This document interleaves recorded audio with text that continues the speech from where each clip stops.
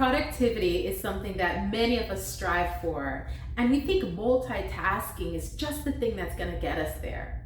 Multitasking is defined as performing more than one task at the same time.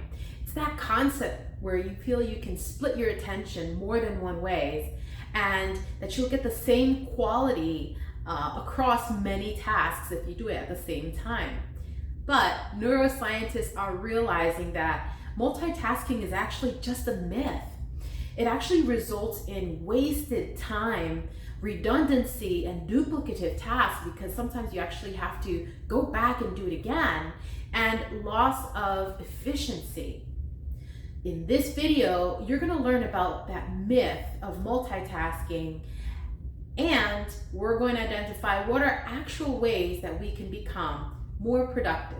And here are some examples of multitasking, and I think we've all been there, where maybe we're out having dinner with family or friends, and then we want to respond to a text message right in the middle of dinner.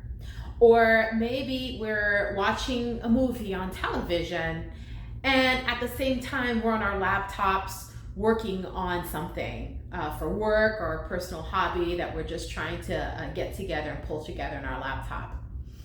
Or maybe we're working on 5 or 6 projects at the same time, and each of them are in different phases of completion, and we're just kind of working on one, switching gears, going on a meeting to work on another one, switching gears, and working on another one, right? I actually found an interesting article in the Time magazine special edition called Mindfulness. And the article is called Why Multitasking is Bad for You. And what's interesting is it's written by 2 neuroscientists, Andre Machado, the chair of the Neurological Institute at the Cleveland Clinic, and Andrea Kubo, a neuropsychologist also at the Cleveland Clinic. And I'd love to share what I've learned with you. One thing that they mentioned in the article that I think was pretty interesting is that when we think we're multitasking and we're doing 2 things at the same time, that's actually not the case. We're actually doing 2 very separate things, and we're lacking focus and attention on each of them. And what happens is, because we don't have that focus and attention, the quality of each of the tasks we're doing suffers. And so it ends up being that we create duplicative work effort and a lot of room for error. So one simple example is, let's go back to that example that I shared earlier, where you're texting a friend while you're having dinner with your family. So maybe a family member, maybe your spouse, is trying to talk to you, and they're having a great conversation. They're telling you how their day went, but you're busy responding to your friend in a text message, and it's important, right? It always is. What happens? They kind of stop and they're like, "Did you hear anything I said?" And what do you say? "Oh, I'm sorry. Can you repeat that? I was a little distracted." And so when you get beyond the frustration of the other person having to repeat themselves, that's when you realize, wow, here I'm thinking I'm multitasking, but I can't be there. I can't be present with 2 very different things at the same time. You're either focused on the text message and responding to your friend, or you're actually listening to your spouse tell you about your day. But we can't do both at the same time. And so that causes frustration both for you and the other person that's trying to talk to you in person. So that's a small example that goes to show that when we think we're doing 2 things at the same time, we're actually not. We're doing 2 very separate things, and we're lacking focus and attention on each of them, and the quality will suffer.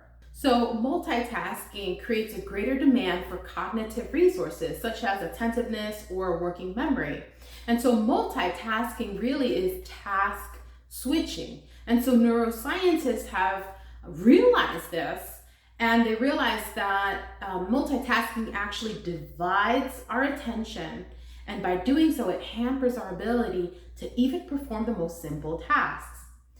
And if you really think about it, it makes sense. For example, texting is a simple task.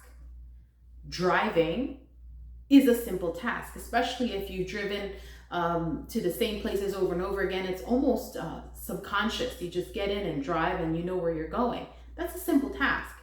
But you put these two together and it becomes very, very dangerous. That's why it is illegal to text and drive. In fact, it's compared to driving while intoxicated, because our attention is divided and it's impacting our ability to perform even the most simple task.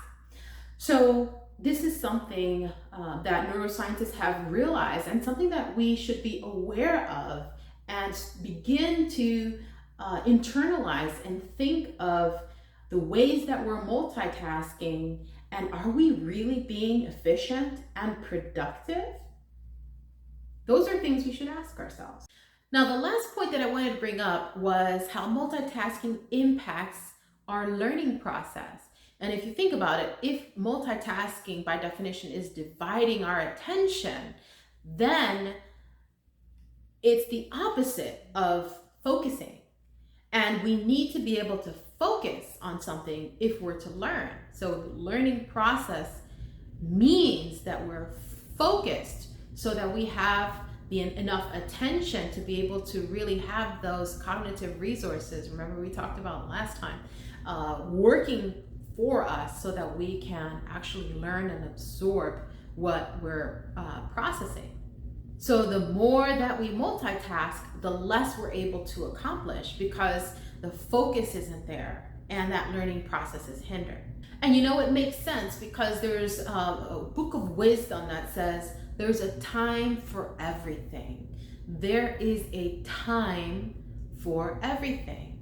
I can't do two things at once. There's a time for everything, okay? And so try to really understand what that can mean for you, how you can remember that there's a time for everything, and stay focused so that you can accomplish more in your day.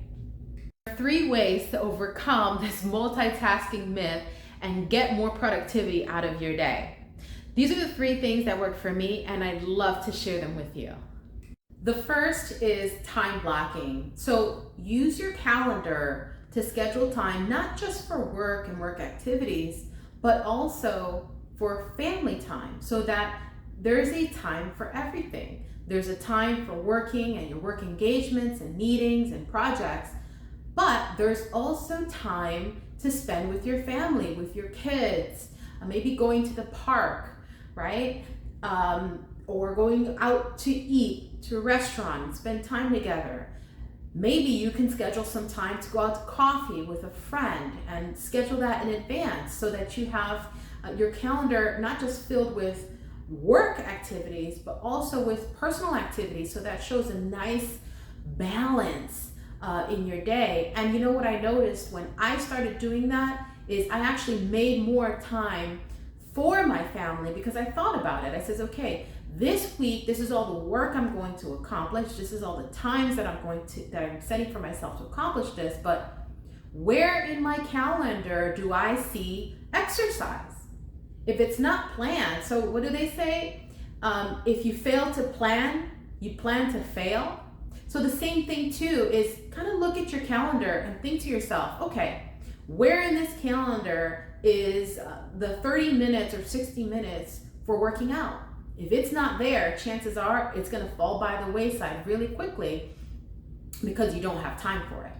Or maybe you can take your kids out for a bike ride after work sometime, but because it's not planned, the week goes by and then you kind of think back, oh geez, I could have done this, that, and the other. Or you see the real relationship start to suffer because you didn't make time for these things. So time blocking is really, really essential, and I encourage you to try it. I actually even schedule time for journal writing. That's even in there. And I noticed that in my research that successful people are very, very, very good at time blocking. I never did this before. I only did this for work, but then I started realizing the value and the benefit that you can have when you start time blocking for everything in your life, right? So start thinking more holistically when it comes to putting things on your calendar, and that's really, really going to support you. The second is practicing mindfulness, being more present when you're working on something. And that's not just for work, but also in our personal life. Let's say you have kids and you want to spend more quality time with your kids. So after work, you did your time blocking, right? And from 6 to 7, you're going to take them to the park. Well, there you are in the park, in the swings, having fun with the kids, but your phone is going off. What do? Are you going to pick up that phone and start responding and multitasking and potentially affect the quality of the time you're spending with your kids and being fully present? Okay, there's a time for everything. So what you can do is, no, this hour, for goodness sakes, is for my kids. So let me focus 100% on my kids, give them 100% of what I got for this hour, and guess what? At 7, I can go ahead and take a look at that message, and I can respond. Okay, so setting a time for everything will really, really support you to get the quality and attention and the focus that you and your loved ones and everyone actually needs from you. The third method for productivity is setting boundaries, and not just setting boundaries with others, but setting boundaries with ourselves. And what do I mean by that? Well, I recently tried the Pomodoro method while I was studying for my certification exam. And what that is 25 minutes of 100% focus with 5-minute break. During my break time, that's when I can respond to a text message, check my notifications, go check on social media, finish shopping for my cart, right? And so that really, really helped me to set boundaries with myself and set boundaries for others so that I can get more done. So in conclusion, multitasking is just a myth. There's no such thing as truly being able to do 2 or more things at the same time and have the quality, focus, efficiency, and productivity that we think we're going to get. But there are 3 ways that will actually help us be more productive. For example, time blocking, practicing mindfulness and being present so we can focus, and also setting boundaries with ourselves. For example, introducing the Pomodoro method that allows us incremental time blocks for 100% focus so that we can actually get more accomplished. Be sure to click on the like button so that the algorithm really supports this video so others have an opportunity to also take advantage of the learnings.